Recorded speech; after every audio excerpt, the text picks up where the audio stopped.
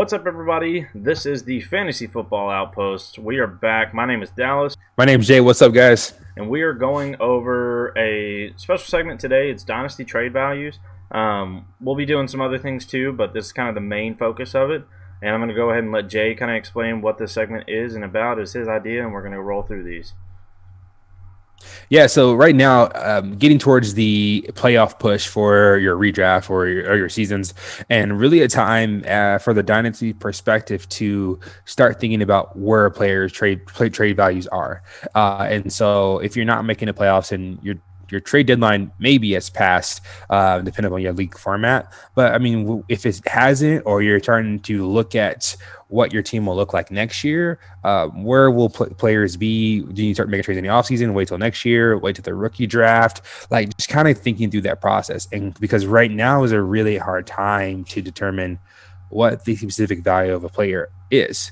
So today we're going to kind of talk about just like some players that came up from questions that were asked. Think, okay, what is their current value right now, and how does the rookie fever, how are the guys going to look going into the next year, or some of the older established players being 1 year older, how is it going to impact their value next year? So hopefully that's helpful to you guys as you kind of start thinking about what should I start doing with my team, getting ready for the playoffs or getting ready for watching the playoffs.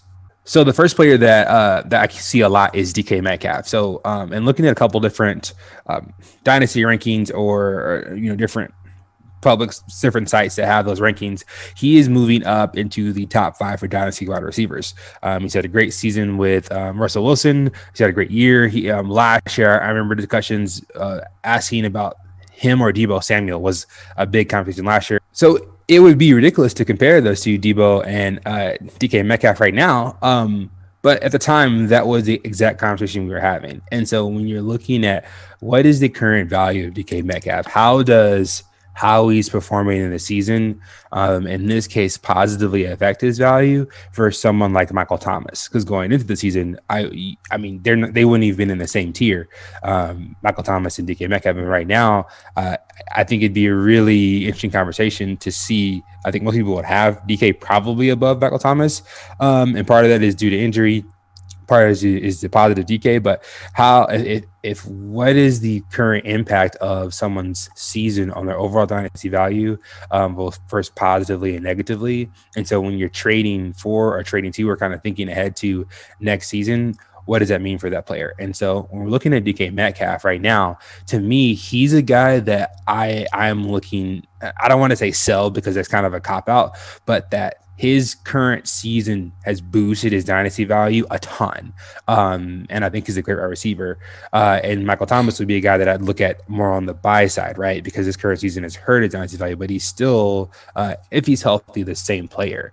And so when you're looking at what you can get or this trade value for specific guys, what you can receive for DK Metcalf is going to be astronomical compared to what you could have gotten last year. And for a player who started the season at the same tier. So when you're looking at going into next year's startup drafts, DK probably will be one of the first 3 or 4 wide receivers taken. Yeah. Does that mean you should take DK there? I'm probably not doing that. I'm not. You could be wrong. That's just me. But when you're looking at that value, knowing if you're in a dynasty league to where there is no new draft or new startup, that other players are going to be looking at who they want and wanting to target guys like DK. Yeah. So just to kind of pick up on that, philosophically, I agree with I'm going to sell DK and buy Michael Thomas because that's just the best thing to do is, when somebody's value's way up, sell them. Somebody's value's dropping, buy them because, I mean, you're never going to be able to get them at the same rate. Let Michael Thomas come out and drop 40 points in a game, and then everybody's going to be like, oh, yeah, that's Michael Thomas. I forgot. And so for me with DK Metcalf, I philosophically agree, but I do also. I'm kind of on that bandwagon of this guy's jumped way up my rankings, and for him, the reason why, obviously the ones are obvious. He's young and he's got Russell Wilson for years. That's the main reason why he's jumped up for everybody else. But taking a little bit of a deeper dive at this, he has done well with and without Tyler Lockett. Now, hear me when I say this. Tyler Lockett's been present the whole time. But when Tyler Lockett has good games, DK Metcalf also simultaneously can still have a good game. They've shown that that's the case. Now it's not always the case. There are weeks where one feasts and the other does nothing. I think it was one week that astronomical game that Tyler Lockett had, DK Metcalf got shut down to like 2 catches. That stuff happens. I mean, you can't predict it when it's going to happen, but for the most part, we've been able to see that we've got these two really really talented wide receivers under Russell Wilson that can coexist and succeed. Now, the what makes me have a little bit of pause, because I mean he was being a little bit held back with it, but he knows just as I do. You look at these rankings, there's a lot of places that have DK as a wide receiver 1 right now in Dynasty, which to both of us is nuts. But there's one thing I want to kind of explain to help people kind of pad the brakes a little bit with him is they have quote unquote let Russ cook all year. Simultaneously, who has been injured all year, pretty much for them, and that's Chris Carson. Chris Carson. He's been out, and their replacements are nowhere near the production level that he is. And now, granted, the season started, Carson was here. Carson was doing really, really well, and so are the receivers. But they have been fully feasting on the fact that they have no run game. So the only way they stay in games is by the pass, because another factor that people have to factor in is this defense is horrible. I mean, there's no scenario where they win a game running the ball like they have in past, because that defense cannot stop anything. And so while DK's an immense talent and is paired with somebody like Russell Wilson for years, and there's a good chance Lockett, I mean, I'd say he's probably a safe bet to be there at least next year. But he could be there. Yep. You know, it could be one of those annoying ones where they just re-sign him and he's just kind of there the whole time DK Metcalf's in his prime. And so that's a very real possibility too. But this team is going to, at some point, dial it back a little bit. They're going to improve their defense, especially if this is a team that makes it to the playoffs and then just loses in a shootout. That they're going to approach their offseason, and we can win that game if our defense stops anything. And so their defense is going to improve. They're going to go back to running the ball a little bit more. And so DK, although he's an immense talent and very good, one thing that we're kind of hopefully going to show you guys in this episode is don't overreact to what's going on in season. Let it impact you, of course. Like, I'm not going to treat DK like he's still on the level of Debo, like you said. That's just nonsense. Players come out, they shock us, they surprise us, they do well, they move up the boards.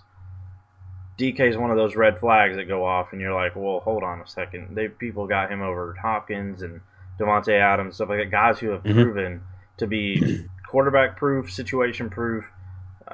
Unless they're injured, they're producing. And, you know, we've seen one good year, and there's so many different reasons that allow it. So, like, for me with DK, my value for him I have written down is I'd give a 21 first, and then I'd also give a second.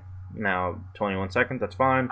And maybe a tier 3 player, just to kind of, that person doesn't want to lose that big of a hole at wide receiver. So, like, if I have somebody like, I don't know, help me out here, like a tier 3 receiver that doesn't really have a whole lot. How about Mooney? Yeah, Mooney was actually one that was coming to my head. Is somebody's, if they're taking picks for a young player already, this team is rebuild. And so you give them a young player that's got potential, plus you give them the picks.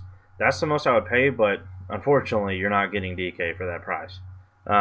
So people are wanting 2 firsts for him, or they're wanting, you know, your best receiver and a first, and these are guys that are only a few tiers back. And so pump the brakes on DK, but he's exciting. I'm really excited about DK long term. But it's just I'll wait till he's affordable. Right, and that's the thing. Like, it's understanding the current like the heat or the hype right now.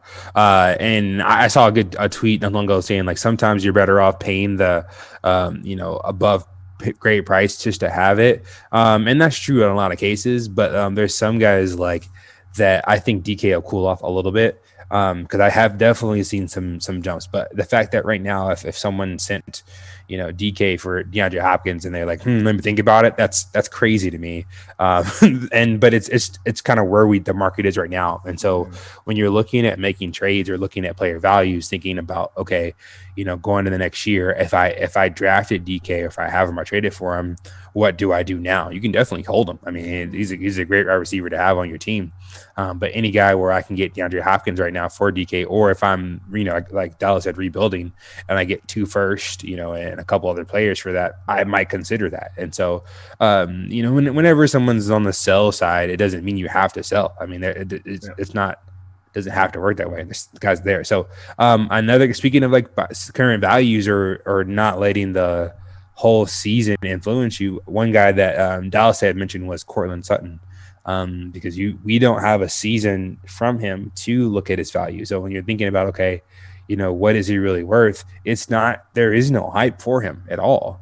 And so when you're looking at what is his true talent value based upon last season, and then kind of looking over the Broncos right now to see, okay, how is he going to fit into them next season? He's a guy that I'm curious to see how does he look in next year's startups. Dallas, what do you think about Cortland Sutton? Yeah, I specifically added him to the list because I genuinely don't know. Like, I have what I am comfortable getting burned with is the best way to explain players like Cortland Sutton. Like, there's a certain level to where if it doesn't work out, I can live with what happened. But then once you get beyond that, although he may be worth it, if he ends up burning you because he doesn't do what you were hoping, you've given up a little bit too much for it. And so, like, for me, I have him as a, what do I have here for Portland? Yeah, 21 second and a tier 2/3 player. And the reason I did tier 2/3 is because he himself is probably a tier 2. And so that's why it's more so on the tier 3 end, where I would move somebody like, I would give you like if it's a contender, I would move like Marvin Jones in a 21 second for Cortland Sutton. Now they may or may not accept that, but maybe Jarvis Landry is another one, just because the future potential of Cortland Sutton, because that's what I was telling Jay before the show is Cortland Sutton could be, he could be Marvin Jones or he could be Kenny Galladay to stay on the same team.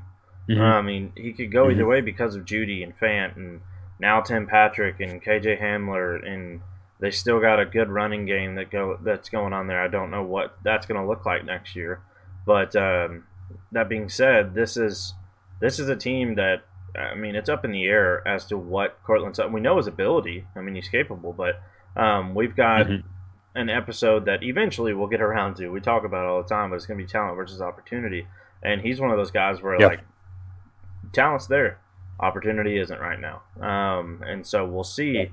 That opportunity is, as of right now, a perception-based opportunity because we have no idea.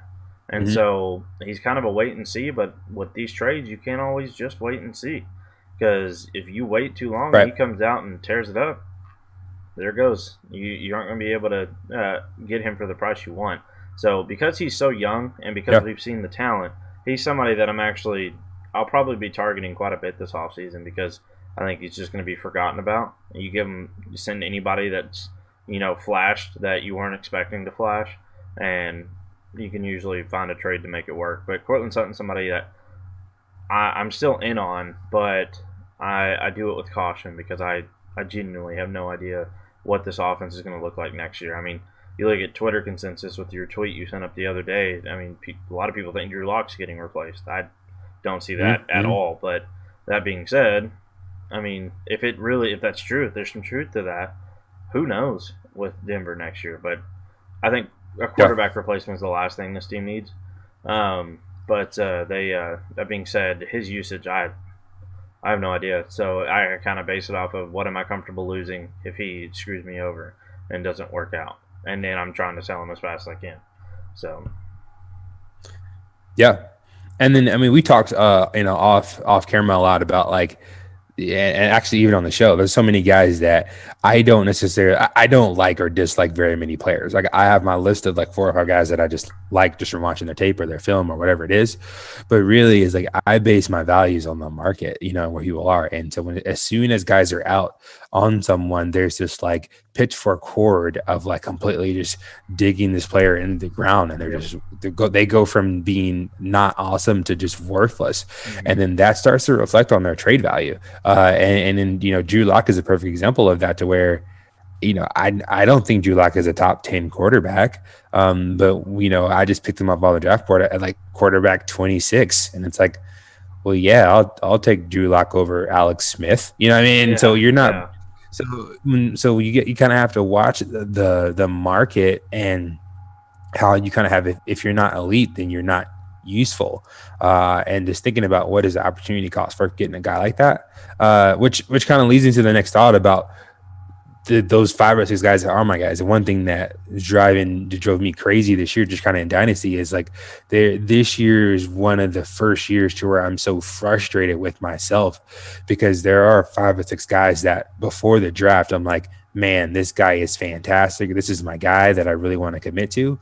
And then I've kind of let the market talk me out of them. And then one of those, Dallas, my favorite NFL player is Alvin Kamara. And I was kind of like, well, he didn't quite get a contract. Well, but I know, just the root of my fanhood that Kamara is an insane, what he's been doing this year. And so typically I'd have, 70, 80% ownership for Kamara, and I ended up with 40 or 50%. And I think actually in a league with Dallas and I, he wanted to send me Kamara for Zeke Elliott. And I didn't take the trade because Zeke was the higher rated running back. And of course, there's so many other factors in Dallas this year. you're a really nice guy too for declining those trades. I really appreciate that. But I much prefer Kamara as a running back just as a person, because I think he's better. And so one of the things where I let the market sway my opinion too much. And I posted a tweet about that. Like, if I go with my gut and I'm wrong, it's like, it's okay. But I feel like when I go with the market and I'm wrong and I should have went with my gut, it's a different frustration. Yeah. And a couple of those guys, I mean, we talk all the time about CD Lamb, the whole landing spot thing. I mean, I've been a CD Lamb fan since he came to OU. And there's some drafts to where I said, well, let me not take CD Lamb in too many drafts. Let me make sure I get Brandon Ayuk or whoever was kind of around that range, that Keyshawn Vaughn in a couple of leagues right around that, late first. Justin Jefferson. I really like Justin Jefferson and T. Higgins. And this is not victory laps because, there's some guys that I love that didn't pan out. But for me, I would feel a lot better had I committed to the guys who I liked coming in. And because a lot of them were right. I mean, whatever the things that I think made them a good player have played out. Another one, Dallas, that I'd love to talk to you about is DeAndre Swift. Yeah. Pre-draft, it was Swift. I mean, that was the guy.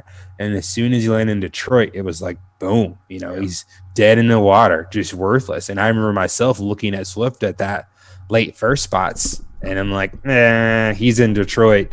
That's a dead zone for running backs. Yeah, he went from RB1 to 5 in the rookie draft. Yeah. And now it's like, man, that's such a mistake. And so those are a couple of guys that I feel like just frustrated with myself that I didn't commit to.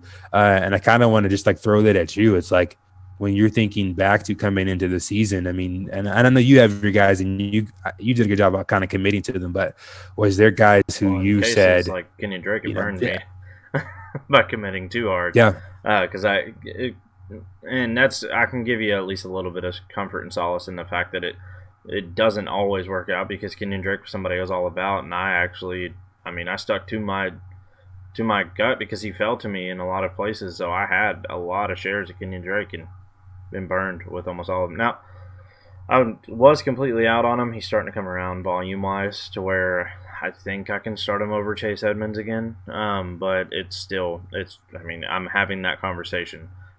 So, you mentioned one of the guys that I don't know if I really let people talk me out of him, but I let myself down on it, was T. Higgins. I remember we were looking at all of the rookie receivers, and I was watching film on them all, and Higgins was one that stood out to me. I was like, I actually liked Higgins' film more than I liked Jefferson's. And I was watching it, and I remember like telling myself, I was like, this kid from Clemson, he's actually really, really good. I'm liking what I'm watching on his film. And then come draft time, I forgot all about it. Like I didn't even consider him on half the time. I was so big on in a lot of cases, which in no case did I draft him over him, but like I didn't really care about having a back of this first pick because I was like, as long as I have mid second and get Laviska Shenault, I'm fine. And so I didn't really get a whole lot of those back of the first picks where these guys were going, and I completely just forgot that I really, really liked Higgins' film. And then by the time he started tearing it up, everybody sees a rookie receiver paired with a rookie quarterback that's killing it too. You can't touch Higgins. He's too expensive at this point. DeAndre Swift is another perfect example. He's one that I'm still not completely in like everybody else is, but I'm not out anymore. I was out on him, and now it's if I can obtain him for a reasonable rate, then I like DeAndre Swift for future reasons.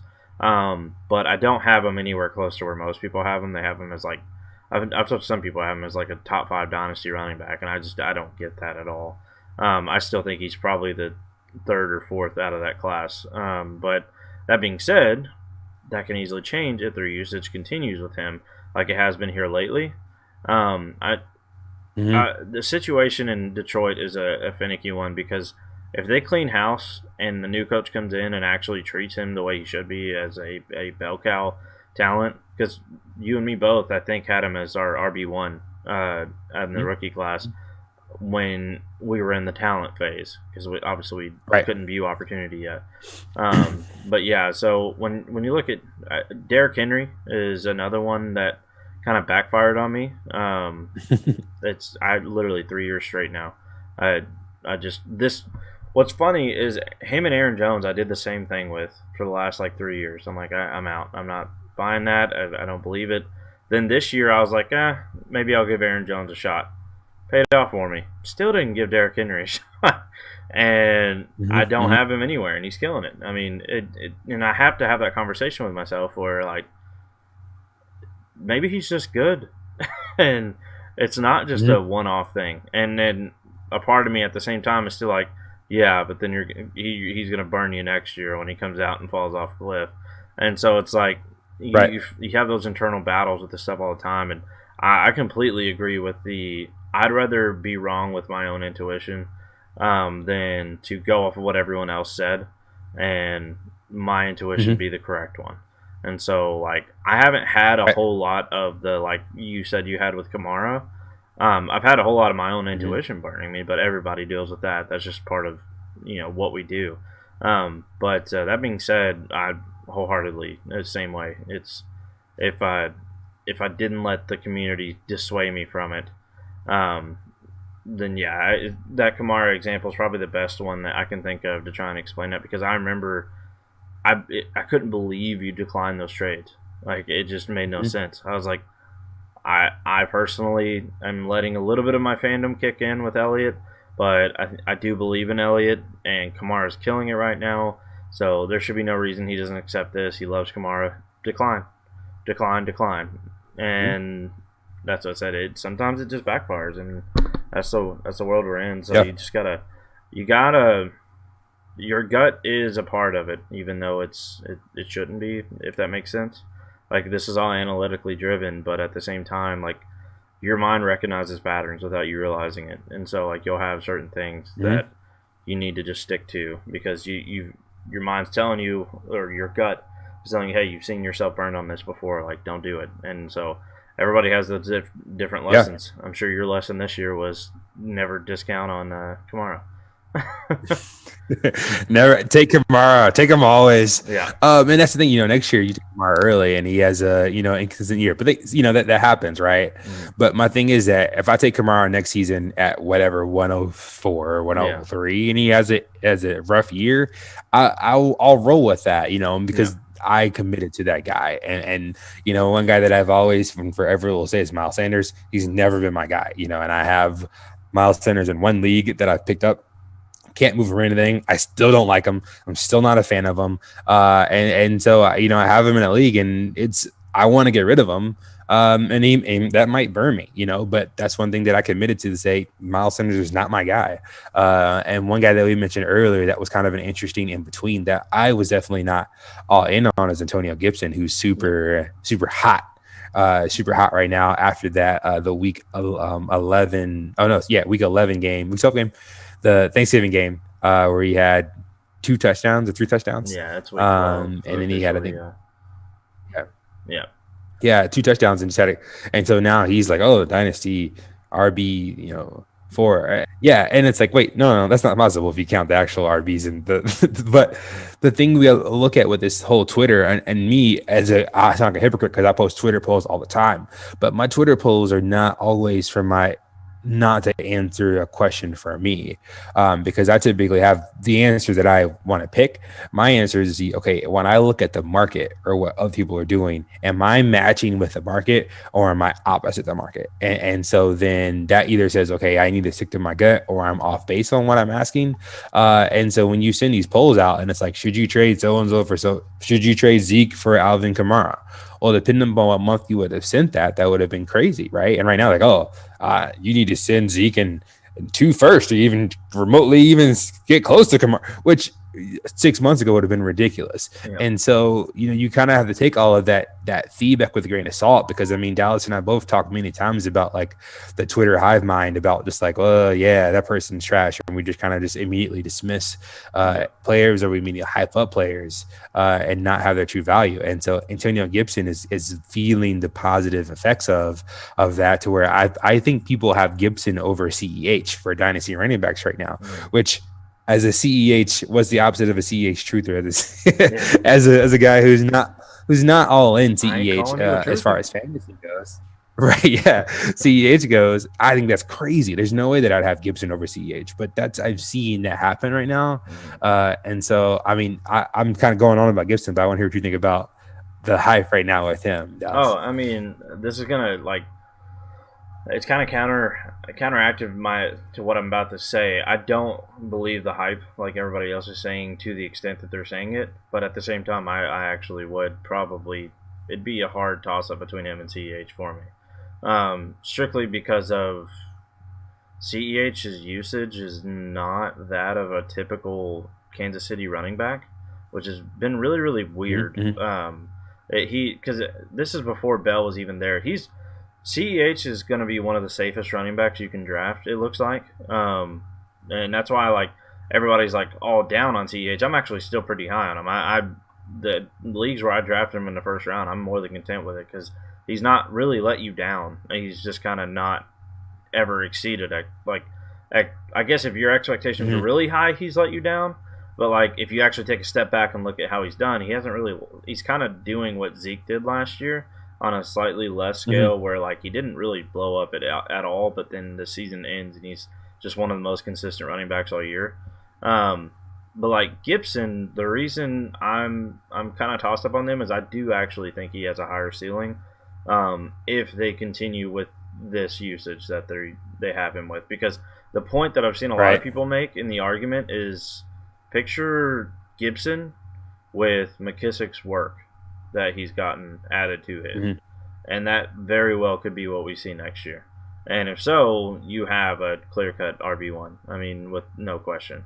Because he's not the one overall, but he's in contention to be a top 5 running back. Because if you add his usage currently, plus all McKissick, I think they said in the game yesterday that he is 3rd in the league for receptions for running backs this season.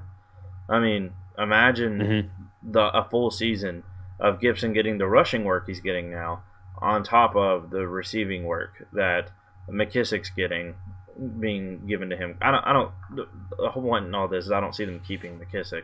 But that being said, I mean, they could be the team that lands Kenyon Drake next year or some crap to come in and be that role.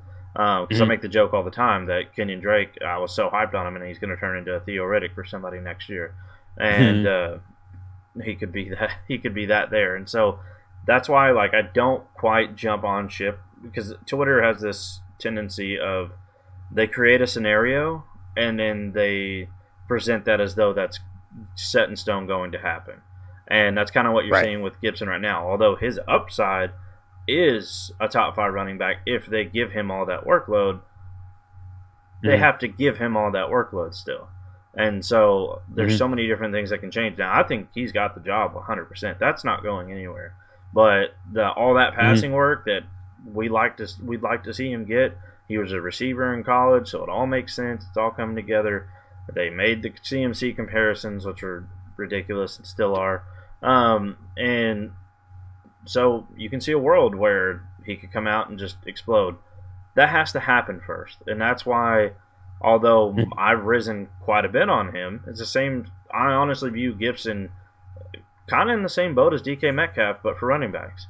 Like, he's somebody that has risen way up because he's got age, production, and usage on his team, and is in a good situation as well. But there is factors around him that have caused the situation to be the way it is. Let's see if that situation stays. And so that's kind of how I've been with Gibson, to where if I can acquire him, I'll pay pretty close to the price that people are asking for right now, just because really, really good running backs are hard to come by. So you usually have to pay up for them regardless. But I'm not going out and dropping 3 firsts and a stud for him. Like, that's not going to happen. Like, I have him listed as a 21 first and a tier 2 player or an additional picks. So, like, if I've got somebody that is in full rebuild and is willing to move on from him because they don't, the way they picture their team is he's just going to be wasted on my team for the next few years, I'll send them a 21 first, and then either, another one of the rookie running backs that didn't really, like a Keyshawn Vaughn, that's not getting the workload put on him yet, so he's still kind of fresh. Or a Cam Akers is actually probably the perfect example, which is really funny. I'm actually kind of curious, Tate, when you watch this, I want to know what your opinion is on the whole you would still take Cam Akers over Antonio Gibson argument that we had a few weeks ago. It's straight up. We went back and forth, and he goes, "Oh, I'd take Cam Akers over Antonio Gibson." And I was like, "Why am I not in any leagues with you where I have Cam Akers and you have Antonio Gibson? Because they aren't even close for me." But that being said, there is a world where Cam Akers just hasn't got the workload yet. I just, talent-wise, I don't think Cam Akers' ceiling is, when you factor in Gibson can only get better at running, but he's already really, really good at receiving. And so I don't know that Akers can ever reach that ceiling when it comes to receiving work. That's kind of my difference there. But I kind of ran off on a sidetrack there. But that's how I feel about Gibson. But to your point, Twitter has absolutely exploded with this guy. I mean, he is virtually untouchable to most people. And that's what's funny. I really wish there was a way to view, because a lot of people say, "Oh, he's worth this, this, this, and this," and then you're like, "Okay, well, let's put ourselves in a scenario where we're in a league together. I have Gibson. Can you send me that for him, please?" Hold on now. I don't know if I'm gonna send all that. And people backtrack a lot on that stuff. They get really excited on these hypes, and so most of the thing is just don't let it like sway you too much. And so, yeah, that's my view on Gibson there. And I like Gibson. I think just from watching some of his cuts that he's definitely got a lot of work to do in how he moves through the line. Kind of not lazy, but he's not quite as precise. And then shout out to Jay Moyer. He was showing how bad the Dallas defense was and how big the holes he was running through. And it's like people kind of saw like no one touched the guy, and so it's like he's getting a lot of hype from a really bad defense. And if you play the Dallas defense week in and week out, then any running back will look great. And so that was Jay credit for that, because he definitely pulled some clips from that. And my thing is about Gibson is McKissic's getting a lot of passes, but the thing is that their quarterback is Alex Smith right now. And then, I mean, as a Kansas City Chiefs fan, I know all about Alex Smith, and he's a short yardage guy. He's a safe throw guy, and a lot of times that running back is safe in short yardage. I don't know if he's going to be the quarterback of the future, if they're going to draft a guy. We talked about that a little bit. Are they going to get a free agent? Like, what's their plan for quarterback in the future? And will that quarterback do that same thing, or will it be more between tackles for Gibson? That's not necessarily bad, right? I mean, maybe he gets more ground game work. But I am curious when we look at 2021, who's throwing the ball, and then what kind of impact does it have on what type of passing volume that Gibson or McKissick at the time will get. Yeah, so like we were actually talking off air about Terry McLaurin and about how I said I kind of hope Trey Lance falls to Washington, but simultaneously, if somebody like Trey Lance falls to Washington, that's going to hit the passing upside big time on running backs because it doesn't matter which ones they are. Rushing quarterbacks typically try to scramble before they dump off to a running back. That's just the way it is, and so that could severely cap the passing upside on him, and that's where like situations can change overnight, especially in the offseason. Second the draft happens or a free agent signing happens, that the situations you thought were set in stone are just me. I called last year that before the season started, I called Michael Gallup's breakout. Michael Gallup's one of my favorite players. Cowboys are my favorite team. Michael Gallup's one of my favorite players on the team. I immediately, when they drafted CeeDee Lamb, I said that's going to hurt Gallup bad. And people are like, no, he's really good. He broke out. I'm like, CeeDee Lamb is, I love Gallup, but CeeDee Lamb is freaking CeeDee Lamb. And Gallup's going to turn into our deep ball guy that only gets a few catches a game. Now, when he gets them, they're going to be good ones because he's talented. But that being said, I mean, and we're also speaking back when Dak was the quarterback too. I don't care about anything that's happened since. But you look into, I mean, where was Gallup? Like round 5 in Dynasty startups before the draft?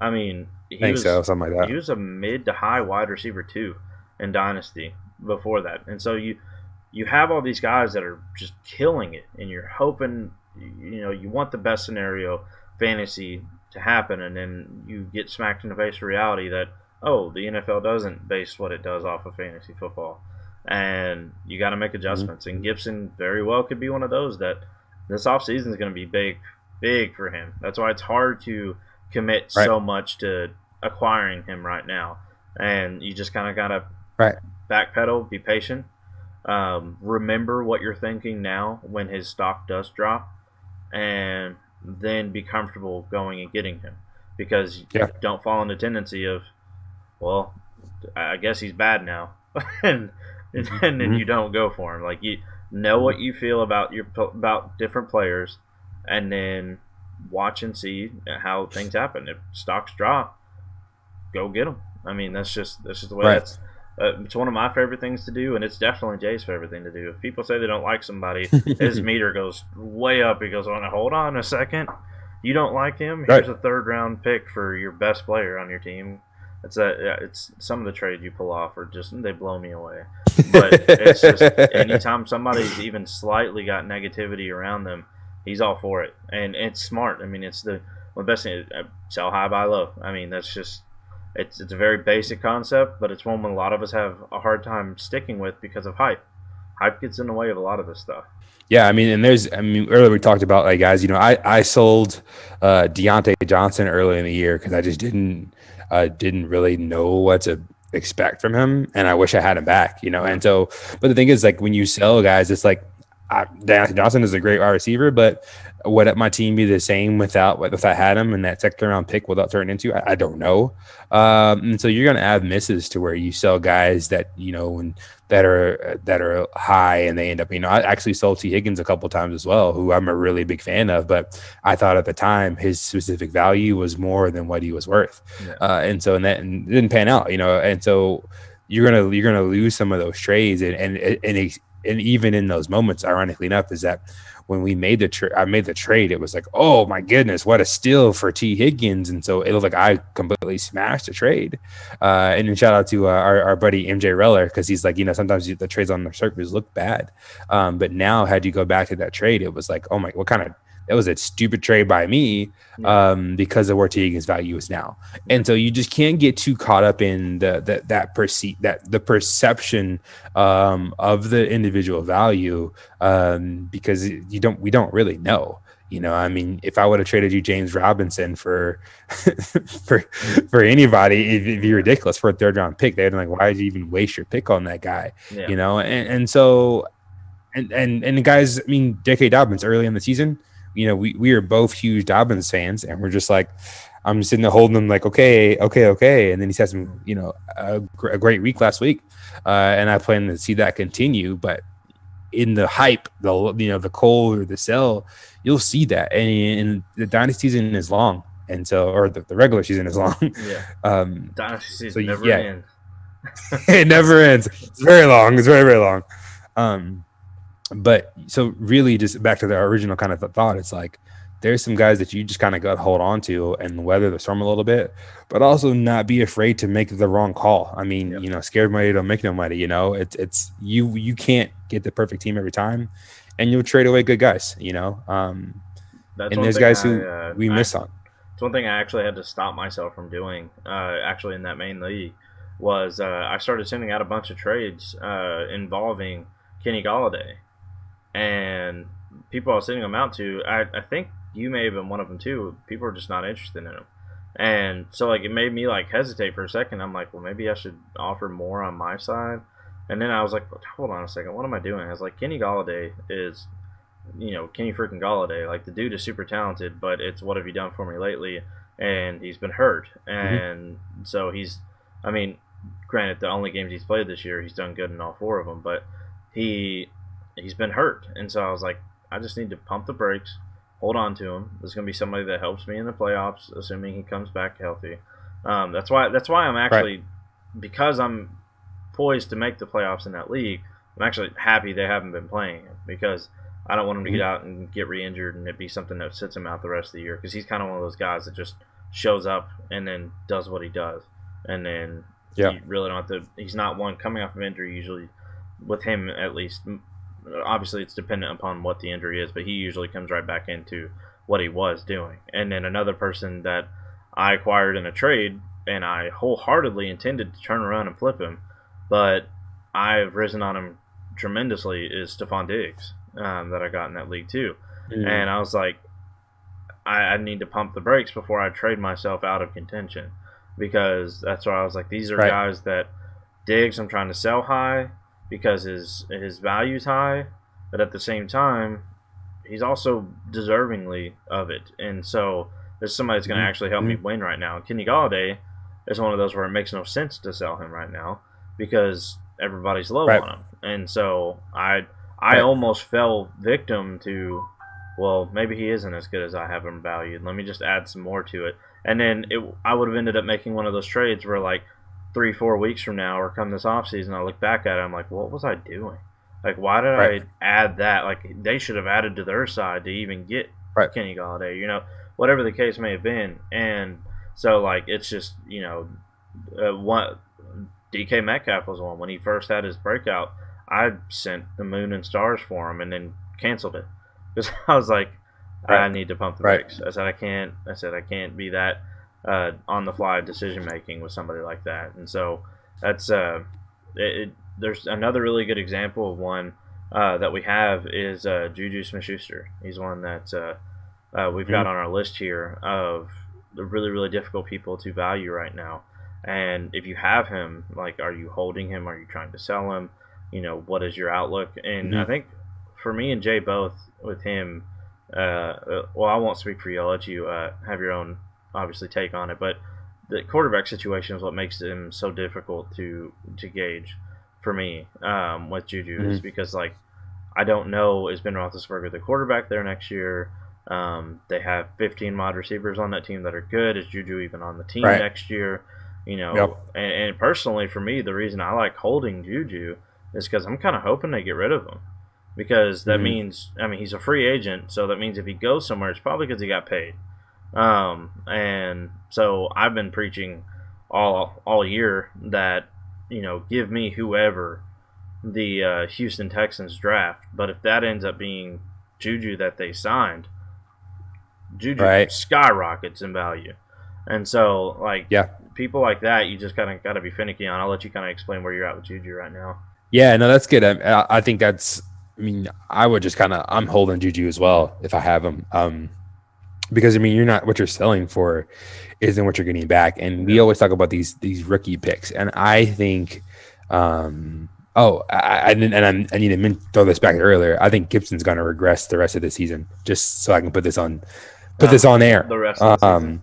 Yeah. But yeah, yeah. But I think guys like Juju, sometimes you just gotta hold because you say, oh, I was trading for a second or a first or whatever it is, which is a fine trade value. I mean, that's market value. But like we've kind of got trapped in this idea that like, oh, I traded for a second. Like, I got Gibson in the second, or whatever, or in the first, I got you know, Judy in the first. So it's like I'm trading him. But people kind of quickly forget like how trash some of these rookie classes can be and how many misses there are, just because this past year, that first round, almost everyone who's taken in the first round has been successful. The kind of the last couple that haven't been, Jalen Reagor, who's been injured, Michael Pittman, who's coming back from injury, who's been playing pretty well, and then Keyshawn Vaughn, if he was taken in the first. But and then one I could also kind of would say is like Cam Akers, and so that's 4 guys out of 12 picks. The other 8, depending upon your scoring, super flex or one QB, they've all turned out well, and that doesn't happen every year. And so they've been worth some semblance of their draft capital, with some question marks here and there, but that won't happen every year. And so when you start thinking about selling guys like Juju for, a late first, you could end up with Keyshawn Vaughn, exactly. And so just kind of keep that in mind. Yeah, that's the one thing is like this draft class was a great one, and there's still huge misses in it that we had with a couple of these guys. And so, sorry that I'm kind of glancing to the side. I just want to kind of hold your feet to the fire here with your Gibson hate. I want to see when you say regress. I want to get a definition here for for this. So he had 1, 2, 3, 10 games. Let's go ahead and divide that here by 10. So I want to hear what your regression is. You say he's going to regress the rest of the year. Prior to this 35-point game, of course he's probably going to regress from that. Prior to that, he's averaging yes. But prior to that, he's averaging 14 points a game. And so, how much you got this guy regressing? Oh yeah, back to down to a semblance of earth. I don't think he's going to be finished RB1 this year.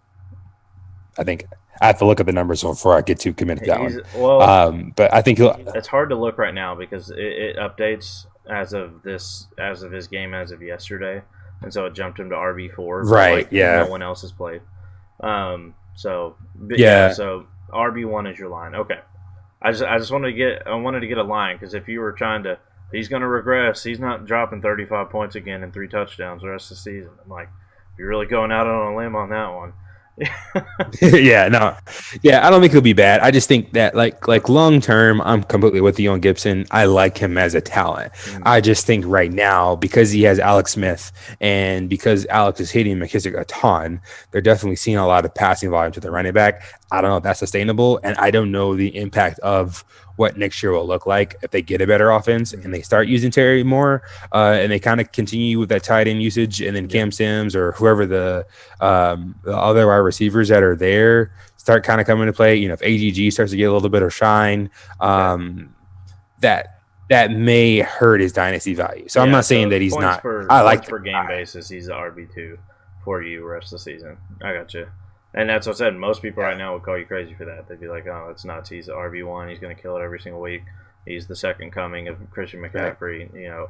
All that nonsense. I actually agree with you. I think he'll be RB2 probably points per week for the rest of the year. I just was curious on what you were meaning. Like you're like he's going to regress. I'm like, oh yeah. Are we talking like Cam Akers level regress, or are we talking like still usable? But yeah, I got you. We'll go over a couple more of these guys that we haven't mentioned yet.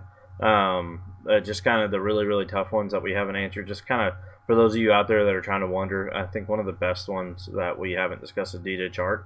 Does it sound like we were on different pages with him? I personally still think he's worth a 21 first. But I'll explain my reasoning behind that because I know you don't think he's still worth the first, so I'll just kind of let you break down what I build up kind of thing.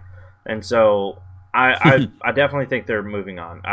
For people who think that Minshew's going to be the quarterback next year, I don't remember who it was. I was talking about this the other day. They're like, "Oh, I don't think they move on from Minshew. I think they'll keep him He's done pretty good, and the defense is horrible. They couldn't have expected to win any games, stuff like that. And to that argument, I say this is the NFL. This is a team that is building up to hand the whole system over to a new coach. That's what's happening. They're cleaning house.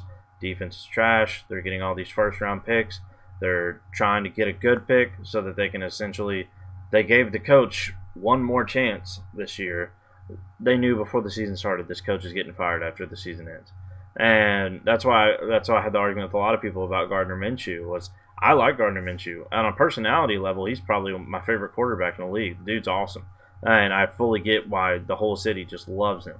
But I said my take on him was that he is in probably the most unfair position that a quarterback is in this season, and the fact that he would have to come out and play so good that they physically couldn't even draft Trey Lance because this team is in a position where they're like, do we really want to throw away a shot at a top quarterback, potentially Trevor Lawrence?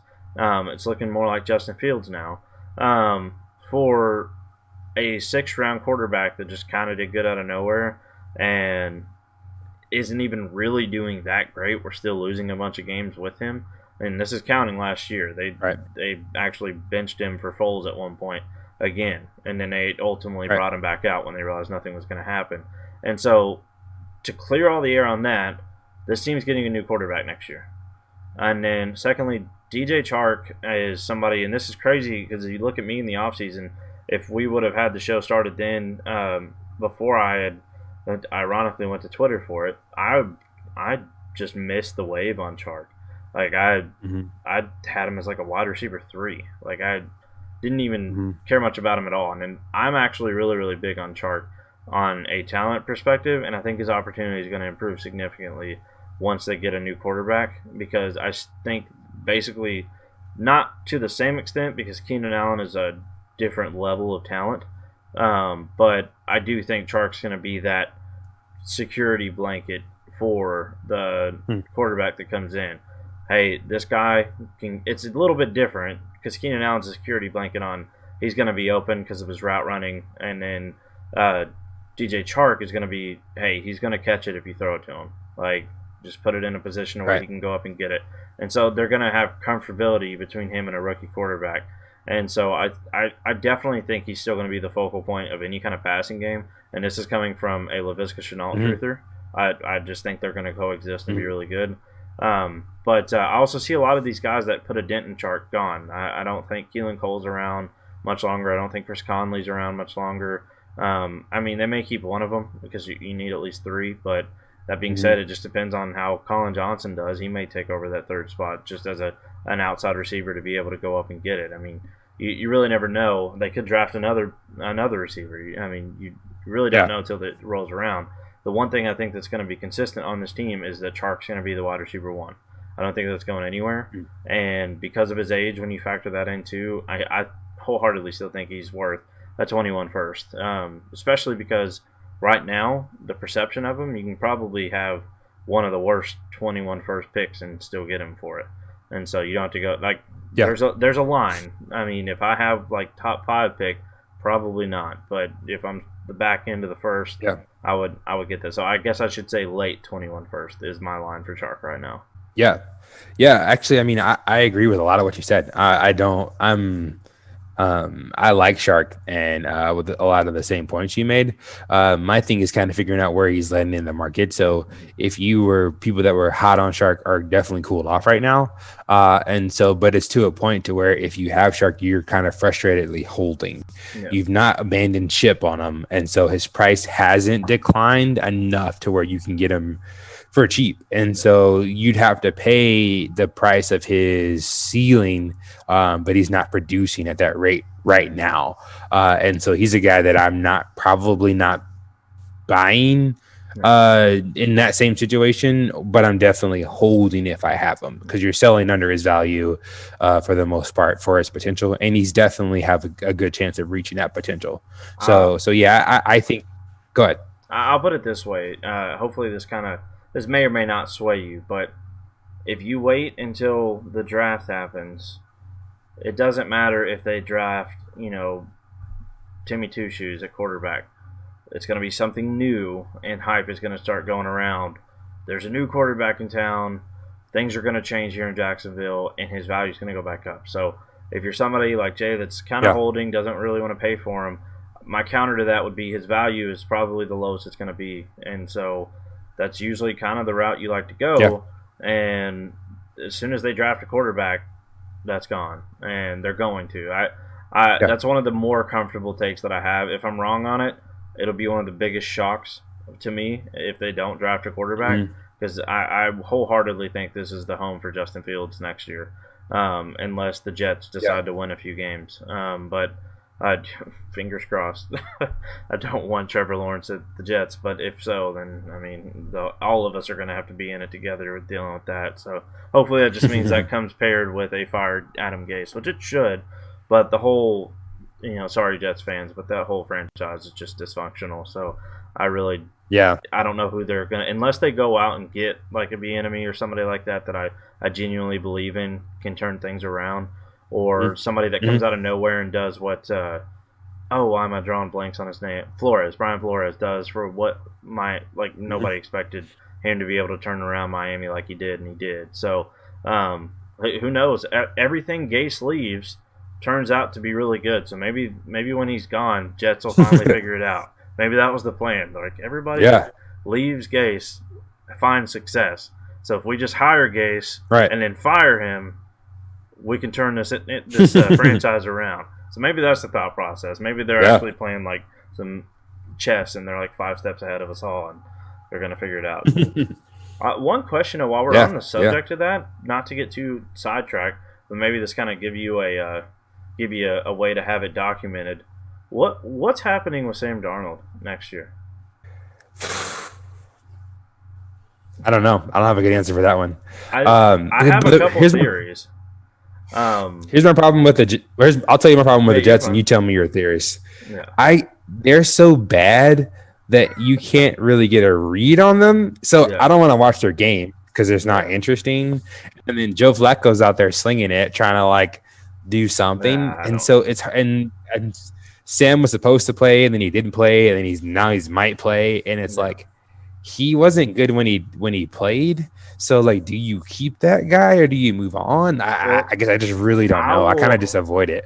I will counter that a little bit. If you actually go watch some of his film, he actually is really good. But because he's on the Jets, he's just the perception is that he's trash. But you go look at some of the plays he's made. I mean, he's got the ability. I'll put it that way. He's got the ability.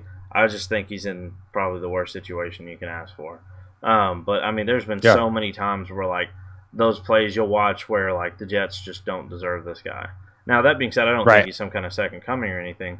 But like he's generally to a point where one theory I heard, this isn't mine. One theory I heard was that he's the quarterback of the Browns next year. And what? Yeah, because of how poor Baker's been, and that's where I was like, on one hand, I think that's crazy, but on the other hand, watching actual film and ignoring the fact that he's on a trash team, honestly, I think he could do at least what Baker's done there. And so, like, has Baker been that bad though this year? Baker has been that bad. I think Baker gets a bad rap because of have you seen the weather in his last couple of games? Something worth looking at is look at the weather. I haven't watched the last couple of games, in my opinion, on Baker's back. And when I watch the Browns, it's more so to get excited when Kareem Hunt takes something away from Nick Chubb. I will take my victory laps for Nick Chubb, by the way. Yeah, that's not my theory. The theory. I just want to say for. Go ahead. You're fine. You're fine.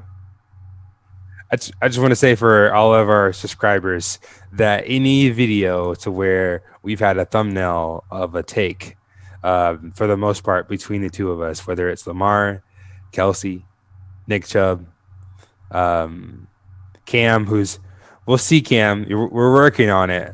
But pretty much all of our thumbnail guys that we've said, hey, this guy is the guy or is not the guy, have been pretty spot on this year. And so, I mean, we've had some misses this year, and the season's not over. There's a lot of weeks left, but I mean, like, Dallas gives me a hard time for Nick Chubb, but I definitely I have to sticking to ultimately admit my. he's still done good every time.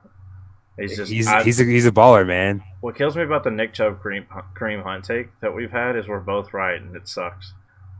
like, like I'm like, Yeah, no, yeah, Kareem Hunt's gonna do really good. No, Nick Chubb's gonna do really good. yeah. And then they're just like, we're just gonna both do good. You guys can keep arguing. And then, but there, Yeah. I will plant the flag on the fact that I do think Kareem Hunt's a better goal line back. You can't convince me otherwise. But that being said, Chubb has done significantly better than I thought he was going to do. So it's like I said, we're Good. both right, and we're also simultaneously both wrong. So I don't know, take your win and loss with that one. But no, my theory for Sam Darnold, just before we move on to wrapping this up, is I actually think he could end up being the Washington quarterback next year, and I actually would be happy with that because I think they're going to end up being the one that wins this division. I also think they're going to be the one that has a little bit too good of a record to be able to get a quarterback in the draft. Yeah. And so they're going to have to go free agent route, in my opinion. And I think he's going to be there. That being said, they're going to have to outbid Pittsburgh on him because I think Pittsburgh's going to be in that running too. I think you're going to be genuinely shocked that Bradford. Jesus, hopefully he's not that bad. I think you're going to be genuinely shocked that Darnold is going to be one of the more sought after free agents in the quarterback market next year, just because of age. I really think if you go, I put you to a challenge on this. You cut down a lot of films for the astronaut. Go look at some of Darnold's. I mean, ignore the production because it's been trash, and nobody's arguing that. Nobody's arguing that. Ignore the team. Ignore everything that tells you whether someone's good or bad. No, ignore anything that's bad. No, but go look at the intangibles and like the decision making and how he handles the pocket and pressure and stuff like that. You'll actually be pleasantly surprised. Like he actually has really, really good pocket awareness. And he actually has a really, really good on the run throw too. You kind of have to with that offensive line. So, but that being said, like you put him somewhere that can protect him a little bit better, which Washington's no walk in the park, but it is better. You put him somewhere like Pittsburgh, I actually think he could do really, really well in Pittsburgh. So he's somebody that I definitely think I'll be getting a lot of Darnold this offseason for sure, just because he's going to be dirt cheap, especially after the draft if he's not signed yet. Because the second Trevor Lawrence is on that team, people are like, oh, Darnold's the next Jameis Winston, because he's not done anything to hype him up to where people are going to be like, oh man, I can't wait to figure out where he goes. Like everybody's mentality is, well, he sucked the whole time he's been in the league. And honestly, if you go and look at him, he's really not as bad as the perception is. And so, for people watching this, go get your Darnold cheap too this offseason. I definitely think there's no scenario where he's on the Jets if they draft a quarterback, so that you can be comfortable in that. I don't see why they wouldn't take advantage. I honestly could see him traded during the draft, but it really depends. I just hope they don't Josh Rosen him, where they wait till it's too late and then he ends up in some horrible situation because they waited too long. In most cases, I look for them to try and move him for capital before the draft, would be my guess, if they have the 101 locked up and they don't sugarcoat it like Arizona tried to do. They're like, oh, Josh Rosen's our guy. No, he's not. We all know you're taking Kyler Murray. It's not fair to Rosen. It's not fair to anybody else. Just move on. Do the right thing and move on. If they do that with him, I look for him to be moved before the draft, so you may not be able to wait till the draft for him, but yeah, something to keep an eye on. So I guess here's my documented watch this play out kind of thing. But I guess let's blitz run through these. You tell me what you're valuing them, and then we'll end the episode. Okay. AJ Brown. First plus a good rookie. Yep, mine was 21 first and a tier 2 player. Corey Davis. I'm doing a justice to the people who asked you. That way they have an answer. A second. Same boat. But mine's actually not even a 21 second. It's 22 second. I'm not giving up a 21 second just because that could be Claypool, something like that next year. So Darnell Mooney. Probably right now like a second and a third. That's probably Uh, a little bit high, but Mine's kind of the same concept of the gap between Davis and him for you, except I had Davis as a 22 second. I have Mooney as a 21 second. I've seen enough to yeah, know he's going to be relevant. I think he has that Anthony Miller role locked down. yeah. Keyshawn Vaughn. Buying or selling? I am I'm buying probably for a 22 I'd second. probably buy for a third. Yeah, 22 second maybe. I'd Yeah, sell for a second, yeah. but I'm not buying for a 21 second. I Yeah, would. 21 second or 22 third. And I have Dallas's just I'm not looking at Dallas's Yeah, ratings right now. So when we're saying this, I know that they're there, but we're yeah. on the same page. That's just truly because we're on the same page. Tony Pollard. We're probably differing on this one. You know, based on our discussion earlier, I've actually bought Pollard for a second, but I had Zeke. Yeah. So if I have Zeke, that ups the price just a little bit for the handcuff. With his uncertainty, Mm-hmm. no Zeke, I'm probably not. I'm playing probably a third for him. Oh, okay. Well, then we're saying, but I 22 second was mine. Yeah, Chase Edmonds. I'd probably pay a second, but I don't think you'd get that right now. Yeah, I would do. Um, I would offer right now a 21 second plus. Maybe some mhm. like no name running back, just kind of add depth, or a third or something like that to it, because I genuinely think he's the starter there next year. But based on what they've shown us this year, Yeah, Eno Benjamin can just turn into Chase Edmonds next year, and Chase Edmonds right. turn into Kenyon Drake. This could be a dumb recycling factory of they're going to have decent games, but they're never going to be what you hope for. Philip Lindsay. Yeah, yeah. It's probably the same thing. That second, maybe he's been splitting work with Melvin Gordon, but I mean they paid Melvin a couple years, so I'm not committed to. I like Lindsey as the back. I just don't know what to expect from him, My so I probably wouldn't send the second. my exact listing for him was not interested. That's Yeah, all I put. I I put not just interested, same value as Marlon Mack for me. I don't know how to value him. I just know I don't have any interest in him. If I have Philip Lindsay and somebody offers me a second, I'm taking that immediately. yeah And he may burn me for that, but I'm fine with it. I do not want to ever play that game of rolling the dice between him and Melvin Gordon. I'm no interest in it, and I don't see him as somebody that leaves to go get a better job. I mean, I can see him yeah leaving because he wants a better job, and then he ends up getting the same situation or worse than what he had. Curtis right. Samuel. He could probably net a first right now. He's kind You of think got a so? lot of hype around him. I'm probably just with all those the short passes Yeah. game and Carolina, but I would say my buy price is a second I ish. 22 second is what I have for him, because there's no Yeah. scenario where I could ever think of a first, just because of a couple. The main thing being Robbie Anderson is on a 2 year contract, so he's still there next year, Oh yeah. and DJ Moore is probably going to get paid. I don't see why they wouldn't pay him. It'd be the dumbest decision they could ever make. But I just don't see a world where Curtis Samuel ever does more than what he's doing right now. And what he's Yeah. doing right now is nowhere near worth a first. Um, but and Yeah. this I is definitely wouldn't. I I, definitely wouldn't I was a pay a first for him. huge Curtis Samuel truther last year because of the offseason reports. Because a lot of Yeah. the beat writers were talking about how they genuinely didn't know who was the more improved wide receiver between him and DJ Moore, and Mhm. because they said they know it's supposed to be DJ Moore, but in training camp Curtis Samuel was outperforming DJ Moore. But like I said, you get to Right. the football field, that's a whole different story. But so Yeah. like I really like Curtis Samuel and his talent, but he's one of those players that I was stashing, but now I'm not Mhm. anymore. Like he's on the same level as like a Paris Campbell for me, but like Mm. I prefer Paris Campbell to him because I still think a healthy Paris Campbell is going to actually have a legitimate role in his team. I don't know what Curtis Samuel's. You're going to be hoping for one of those rushing touchdowns every single week, and if it doesn't come, Right. and you got to think they've been happening because Christian McCaffrey's not been around.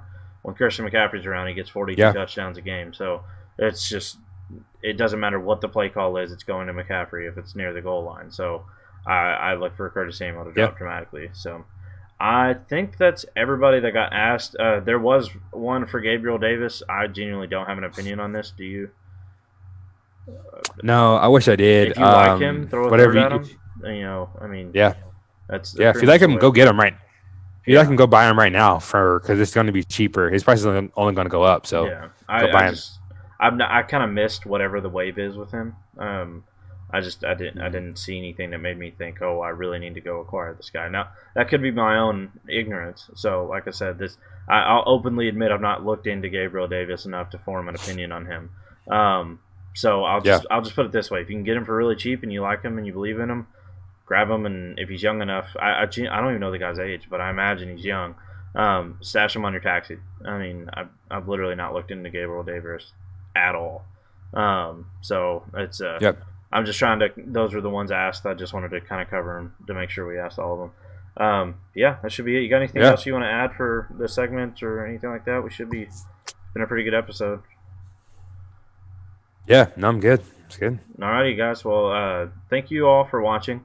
Everybody that's here, a lot of what this segment came from was pulling from Twitter thread that Jay posted on Twitter. So you see our ats right under us here, our handles. You got at Pick on the Block, at Dallas FFO, and there's also, you can see on the screen there, at the FF Outpost. Mention any of the three, and we're around. I'll openly admit Jay's around a lot faster than I am.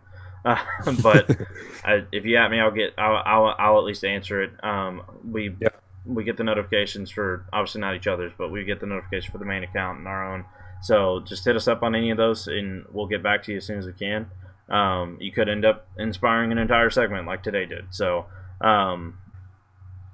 yeah, so just to kind of mention who it was, at Packer Nation in A, at Scoocher23, at Spence Gerald, at George 35531 261, at Z Twice FF, at Fantasy Tryouts, and at BKLYNJK. I'm assuming it's short for Brooklyn JK. Those were the ones we got a lot of these for. And so we'll be adding to that thread that when this episode's live to go check it out. And so hit us up on there. Twitter's a good best place to do it. Make sure you subscribe. Share this around. We're trying to grow this as much as we can. Really trying to make sure that, right now we don't have the biggest audience in the world, but for the most part, our track record for our takes have been pretty accurate. And so hopefully you take that as a good enough resume to realize that you should be listening to us. But that being said, what we're here for is not to be a step-by-step instruction guide to follow. We give you the best information we can give you to combine with what you've already learned in your experience with fantasy football to make the best educated decision you can. And so we're just here to help. Thank you guys so much for the support thus far, and enjoy having yeah. you all on this ride so far. So thank you all for watching, and we'll see you. Thanks, guys. See ya.